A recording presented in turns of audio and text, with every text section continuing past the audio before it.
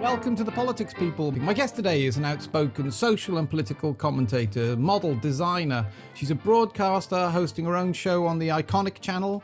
I'm talking today to Leilani Dowding. Thank you so much for doing this. Oh, thank you for having me on. Thank you. So look, I said outspoken in the introduction because you are very active on Twitter, but this isn't your commentating wasn't your background. What motivated you to start sharing your social and political thoughts? Well, do you know what? I got thrown off Instagram about 10 months ago. So I went onto Twitter and I started ranting on there. But so I've been sharing my thoughts for probably since lockdown, really. That's when it all happened. And I just got so sick of it. And I was in a position where I could say things that a lot of people can't say because they're worried about their jobs, they're worried about getting fired, they're worried about, losing their income. So they couldn't say how they felt. But I was in a position where, I didn't have to worry about that. I don't have a boss. And therefore, I thought, if I don't say something, then I've kind of got an obligation to do so because I'm in a very privileged position where I can. So that's how I started. I would talk and do little things on Instagram to start with. And I realized in the comments section below me, there were a lot of people that felt the same about just about everything that was going on and how strange it was. And then I got asked if I would to do interviews here and there, and then that kind of led to me being asked to go on like GB News and hosting a show on Iconic, and just where it's just about free speech and being able to have an opinion and not get cancelled. Yeah, so I didn't know that you got cancelled from Instagram first. So this is all relatively recently. Yes, yeah. Like, what was the straw that broke the Instagram camel's back? What was it you'd said? Do you know what? There wasn't a thing. There wasn't a day where I got a warning and it got taken down. I'd obviously posted that I was very anti-lockdown. I went on a lot of the anti-lockdown protests here in the UK. I would talk about looking after your health and how keeping healthy would help, fight against any diseases that are around. And obviously COVID being a disease they say is here and about. So I would talk about, the health aspects, keeping fit, vitamin D, all of this stuff. I never said, don't go and take a vaccine to anybody. I just simply said I was never going to have a vaccine, the COVID vaccine. And then a journalist from the Daily Mail called me, and I don't know if it had anything to do with it, but it was around the time that I think Novak, they were talking about him not being allowed to play in Australia. And I'd made some comments about, it's insane that they're stopping one of the fittest men in the world from going into Australia. This cannot be about health. The journalist called me up, asked me if I stood by my comments. I said, absolutely. And that evening, my Instagram was pulled down. I had 67,000 followers. Wow. And yeah, my Instagram got taken down, and that's when I kind of went over and thought, well, I'll just go on. That's kind of significant, isn't it? I mean, that is you say you're privileged and you're in a position to be able to speak out, but actually the Instagram account, because you are a designer, you're selling, what would you say? Is it sportswear, leisure wear?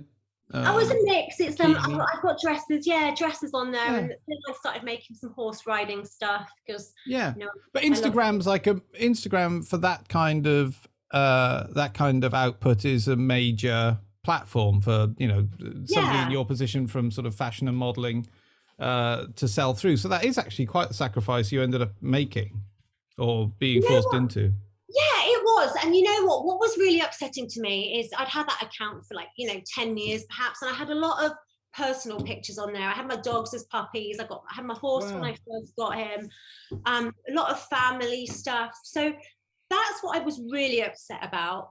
Prior to the lockdowns and that, I had done the Real Housewives of Cheshire, which is like which is basically a franchise of like the Real Housewives of Beverly Hills and the Real Housewives of New York. And it was we figured that out. When you said the Real Housewives of, and then put a location at the end, we'd figured that. Do you know what I mean? Yeah, exactly. Well, the thing about that was that I think I gained a lot of followers there for very materialistic reasons. Like they expect me to be showing, you know, my clothes and my hat, and I wasn't. I'm you know, I left the show because I'm not really, you know, that's not me. I'm much more happy with a pair of sweatpants. So it was like a cleanse. I actually didn't care because I thought, you know what, I've got all these people following from the housewives, and you know, I'm getting into arguments with people.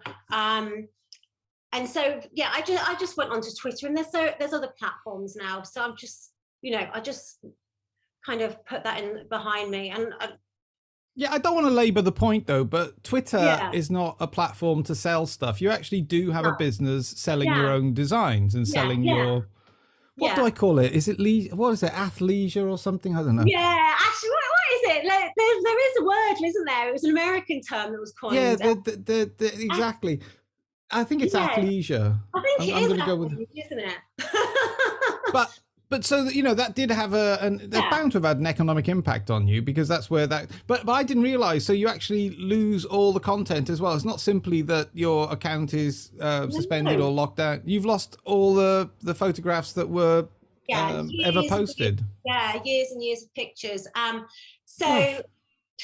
It's really annoying. And then I got some warnings on Facebook. So I was like, oh God, now I'm gonna have to tone down what I say on Facebook. Because I, you know, what I posted on Instagram was possibly in my Facebook somewhere. So it was like, I just don't want to lose that as well, and have all these amazing memories, you know, like my little niece and birthday parties and all of that. You know, I don't want to have that forgotten. So no, of course not. Of course not. No, so we've sort of just gone into it, and it's my fault. So basically the point is, you came from being a well-known celebrity face in the UK predominantly, but you were in the US for a good number of years, wasn't it? 17 years or something? 17 years, yeah. Los Angeles for all that time. I moved over when I was 23. So I'm not trying to get to figure out your age. What are you doing that for? Why are you saying that? Guess. No, it's 43. All right. Literally nobody. I'll be muting that. You God Almighty! It's just day one of showbiz. Don't be giving people things they can add together and figure out your age. It's mental. No, but anyway. So, but you did. You were a successful, model, celebrity, etc. in the UK. Went to the US. And, you know, you've always had a profile. I mean, I've been aware of you for whatever it is, I can't say a year now, because it's like, you know, anyway, for the last sort of couple of decades, you've been a celebrity. But you have, like, if that Instagram thing happened by accident, say, just you sharing your views, you've actually doubled down on this now. You actually are completely, seemingly committed to your political and social commentary, as opposed to any kind of because as you said, you know, you could have just carried on down the Housewives of Cheshire franchise kind of platform, but you've actually you have put your money where your mouth is, if you like. You've got your beliefs, and you're actually now running with this as your primary kind of profile. I think so. And you know, I've just been really lucky that I've been asked to, I've been asked to appear on a lot of things now. I have like a spot weekly on GB News where I contribute to Mark Stein, and then, like I said, I've got the show on Iconic, and where we can talk about this stuff, because I think it's really important that. And just getting cancelled by Instagram showed me how shady this whole thing is, and how important it is that you can have both sides of the debate. And if you don't agree with me, let's discuss it. If I don't agree with you, let's discuss it. But to censor people, it's just it's the craziest thing. And you know, I'll speak to anybody, whether they agree with me or not. All right, jeez. Okay. Like, passionate, don't I? I'm feisty, but it's not saying. Like, I'll even speak to you, is what you're saying. No, I'm not saying that to you, but it's God, just, you've changed. It really brings it back. Like, it really drives me so mad when I think about what they did to me. It kind of fires me up every time I talk about it, which is why I think I've gone down this route. Who do you think that they are? Do you think that it's just one isolated incident from one platform? Because Instagram's owned by Facebook, etc. Who would you say that they are?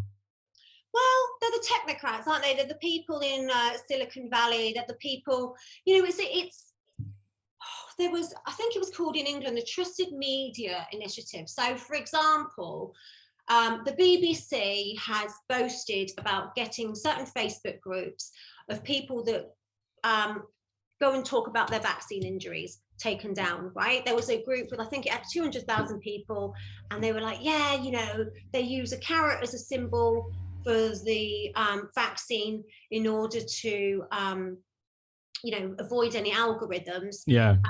We've got them shut down. And so that's right. Yeah, I remember. Yeah. So it's, you know, it's the government, a handful of billionaires. You know, you see all the money being fed through to the mainstream media companies, like millions and millions and millions, like and then, you know, you've got big pharma, and they're all kind of working together to stop certain information going out. Now, a lot of the things that I said have come to be true. They've not apologized. They're not giving me my account back.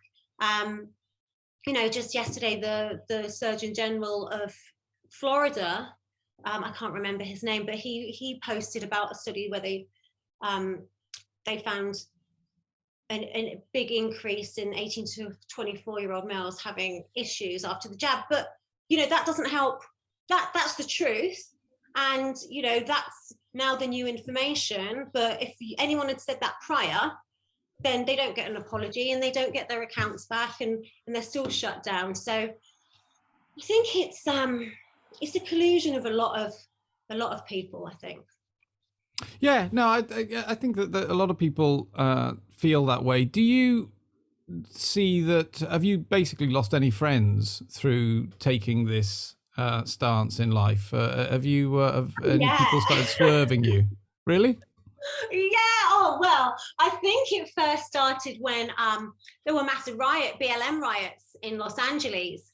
And I just said it's unacceptable that you know, all these shops are being looted. I used to live just off Melrose, and you know, my local places were up in fire. They'd been looted. They'd been smashed to pieces.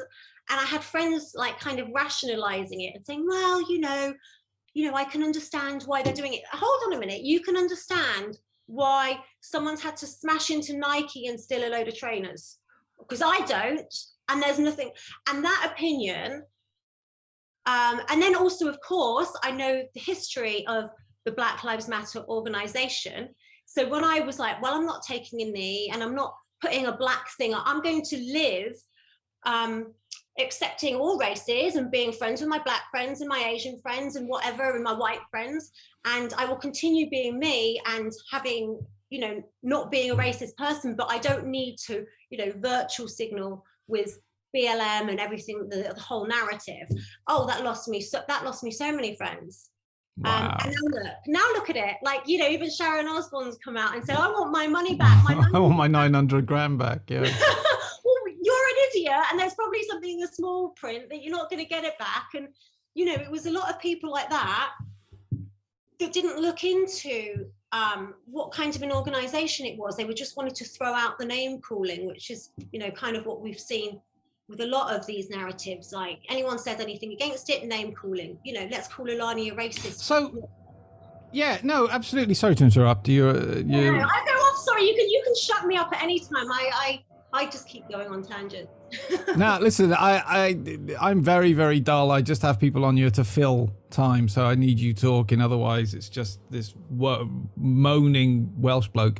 So, no, but what's interesting is still, this wasn't in your background. It's like what I was going to sort of ask you. Have you been surprised the more you've gone into this? You know, you Instagram, BLM in a different sequence, but, you know, and then vaccine and then shut lockdowns. And did this just start with one kind of raindrop for you? And then just like the more you got involved, the more you went down the rabbit hole? Have you been really surprised at basically, does the world work in the way you thought it did 5 years ago? I have to be honest, you know, obviously a lot of people would call me a conspiracy theorist or whatever, because I've had these views. I've been the same way for the last 20 years.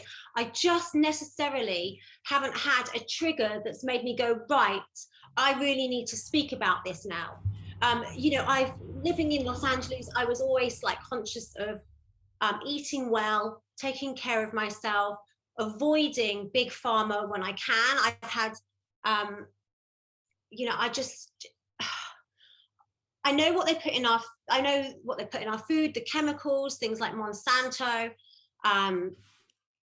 what's in our water. And I think it started probably 20 years ago. I watched Erin Brockovich and I saw that. Then I've watched, recently, for anyone that's too young to see that, if they watch Dark Waters about Teflon and see what that happens. So I've always known about this power and control and corruption within the big corporations, within big pharma. Watch Dope Sick about Oxycontin, right? That's another big pharma thing. And there's so many stories like this. There have been a few movies about the biggest cases, but there are so many historically. So I've known all about this, but as you said, and you asked, I think just the lockdowns had a physical reaction that made me so anxious. And I just felt so trapped. And I've never been in, people have bad relationships. I've always walked away from relationships where I felt trapped or smothered or losing freedom or felt controlled. I've walked away from them. So when the government were like, right, you can't do this, you can't do that, you can't be outside, I had this real fight or flight panic emotion going in me. And I think a lot of people did. And people would say, oh, I've got anxiety. But the anxiety, I think, comes from the panic of being somewhat in a position where you shouldn't be there.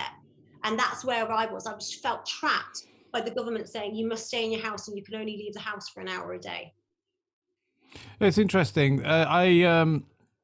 I speak to so many people that have had that kind of straw that broke the camel's back kind of moment. Just something that it's interesting that you've had this sort of 20-year outlook, and had perhaps these obvious catalysts not come along, you might not have acted on them. But I think a lot of people are feeling the same way as you. I think there's a lot of people from disparate backgrounds. I work very heavily with somebody that's leading the kind of the anti-trans lobby. And, she just started out as a normal housewife, if you like, and just like, now this was one too many now. And she had to throw her hat in the ring and get actively involved. But for that, she wouldn't have, And I think that's another thing where, people aren't letting you have, if you speak out, especially when kids are involved, right? So for me, that's a really big issue as well. And the name calling will start immediately as soon as you speak out about it, right? So, I just went to a premiere a couple of weeks ago of a documentary called No Turning Back about the Tavistock Clinic in England. I think they got the Vanderbilt Clinic. That's very similar, that, Matt Walsh has just got their operation suspended on. So I went to that, and I was talking to the director, and I asked her, what inspired her to make this documentary, and she said, my 12-year-old came home from school and said, Mummy, during sex education, the teachers told me you can be born in the wrong body. Now she just was like, this is insane. People should be affirming that kids are perfect how they are. You can do anything you want in life. You can, whatever you want to work as, whatever sports you want to play, however you want to dress, you can do whatever you want in life. But it's stupid to say, you can be born a male or you could have been born a female when you're, your biological sex is your biological sex. How you feel does not change your sex or your gender. It's like, it's and I can understand why, she and it's probably spurred why she wanted to go down that line and really fight for it for the sake of her children. And no doubt she's, met a lot of opposition on the way, and that probably will make her fight even stronger for it. Yeah, well, I was going to ask you about opposition along the way. The top of your Twitter account, I think you might have pinned it, I don't know, but because your background is you got fame in the UK through fair to say glamour modeling. Yeah. But in your pinned tweet, it's a kind of a big FU to anybody. Basically, do you find that people try and use your modeling background or your glamour background as some kind of way to undermine or deride your argument, to sort of perhaps dismiss you for being underestimate you, shall we say? Oh, absolutely, 100%. And you know what? It's so silly, and it shouldn't wind me up. For every like 20 great things someone says, there's one person that says, "Oh, you know, she should have stuck to being a page 3 girl," or why she suddenly popped up giving her opinion. Why she's speaking, and it is a big F you to those people, because at the end of the day, first of all, it was what, I'm 43. I've got to do the maths. No, don't do that again. Don't do the maths. And do you know what? I don't even want you. I'm not bringing it up in a way for you to justify it or defend it. I just think, you know, again, if you had, there's a whole class of people that run the place, and they don't seem to be doing a job for the rest of us, in my humble opinion. So there's always going to be a reason to put people down, whether it's their accents and, you know, whether the number of people that, you know, having a degree at the BBC, or 93% of ministers or MPs go to private school, etc. There's always a reason to dismiss people's opinions. No, just was your counter to it, I thought was interesting. And, you know, you sort of led with it, you lead with it at the top of your one platform that you've got left now, this Twitter. And just, you know. I also really liked that picture. Everyone was like, "Oh my God, you'll be so embarrassed of what you did when you get older." I'm like, no, actually, you know what? It gave me an amazing life. I actually really like that picture. So I thought, you know what? I'll pin it on for a few weeks while people are saying it. And yeah, I actually think, but on a wider point, genuine for what it's worth, I think it's important because, you know, you come from a profession that's really relatable. You know, models, actors, comedians, anybody, they do have they are more direct, they have a direct relationship, if you like, with audiences. And so if anybody with any kind of public appeal can come out and just say that it's okay to think freely or to express an opinion, I just think it's really, I basically, I'd prefer it if it was models and actors saying this, because it's like they are relatable. It's an aspirational figure. When you were getting famous as a glamour model, or when you were getting famous, I'll say that again, when you were getting famous, you know, it's reasonable that you'd be doing the modeling, and then there would be footballers, or you know, even it was the end of snooker probably by that time. But it's just like, however you can get to the audience and get a few quid, because, you know, you're not brought up in the aristocracy and a job for life in the Foreign Office, you know.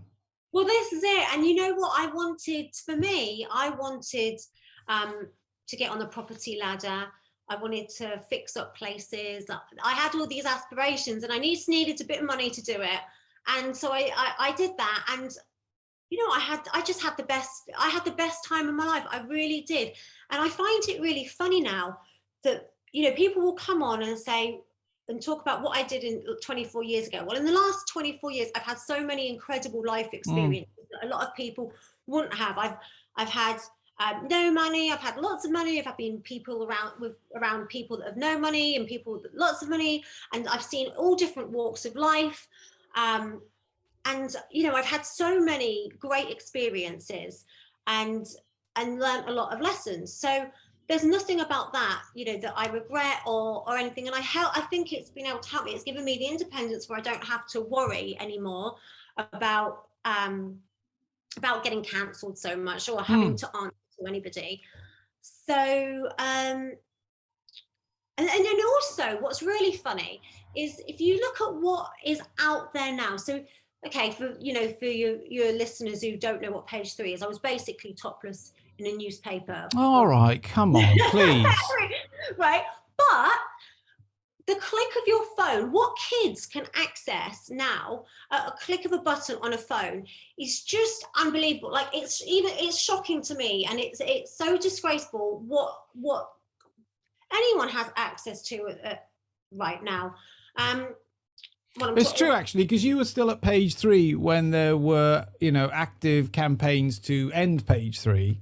Yeah. And now there is just a river of hardcore pornography. Yeah, everywhere. And even on social media and all sorts. And in music videos, you got like little Nas twerking up and upside down with the devil. And you've got all of these, and some of the music videos are more graphic than, okay. Oh, no, they're soft porn. No, they're soft porn. It's extraordinary. So it's weird to me.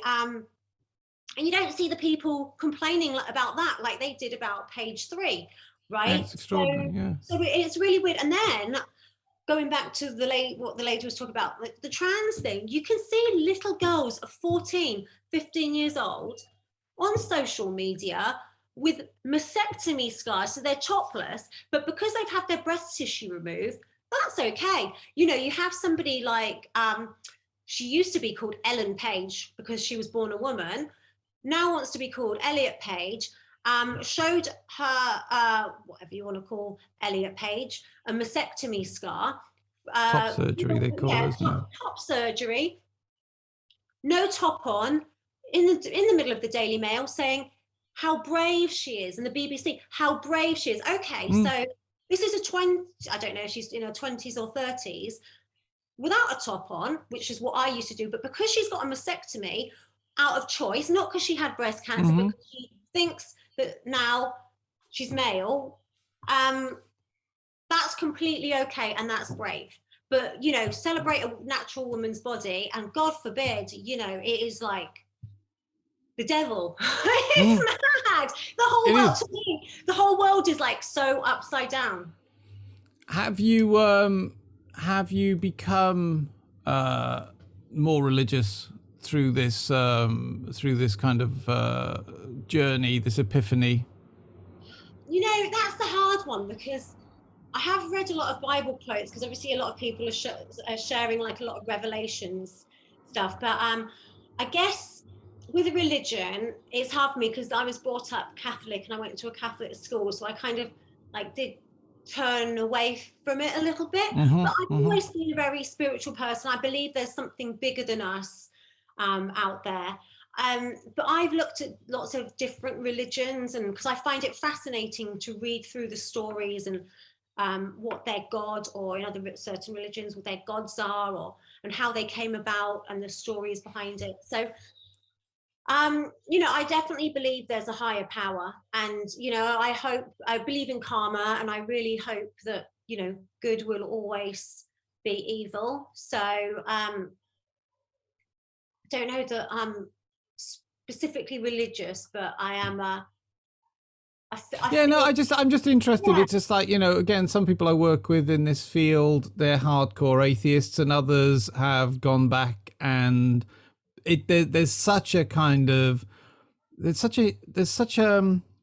you call it a conspiracy theory, but there's such a feeling of actual prevailing evil among people that we were supposed to trust, that I think a lot of people have gone back and rediscovered their faith, if you like, because there's nothing else makes sense often in these kind of debates. I was just interested because it's, this podcast, for what it's worth, I'm just actually interested in the individual and what sort of triggered them, even if they're from the left. I'm just like, what got you interested, etc.